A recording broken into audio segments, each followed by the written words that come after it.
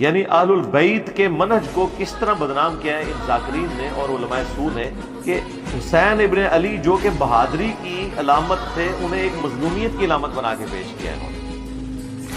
یعنی ہم جب اپنی ینگ ایج میں یا بچپن میں تھے اس وقت حسین کا مطلب یہ ہوتا تھا کہ ایک ایسا مظلوم شخص جس کے بیوی بچے مار دیے گئے اور وہ رو رہے بیٹھ۔ آج جب ہم حسینی کی بات کرتے ہیں نا تو اس بہادر شخص کا نقشہ لوگوں کے سامنے آتا ہے کہ جو اکیلا حق کے لیے کھڑا ہوتا ہے اور پرواہ نہیں کرتا کہ 3 براعظموں میں پھیلی ہوئی مسلمان حکومت کیا کر رہی ہے، انہوں نے ظلم کیا ہے۔ ان کے اندر آپ دیکھیں کئی مسلح پیدا ہوئے ہیں۔ آپ سید جواد نقوی صاحب نے تو باقاعدہ ان کو جس طریقے سے رگڑا لگایا ہے نا ان علماء سو کو، یار حسین کو تم نے مظلوم پیش کیا کہ مطلب حسین کا نام سن کے تم اس اعتبار سے روتے ہو کہ ان پہ ظلم ہوا، وہ دکھ تو اپنی جگہ لیکن وہ مظلومیت کی علامت نہیں ہے، بہادری کی علامت۔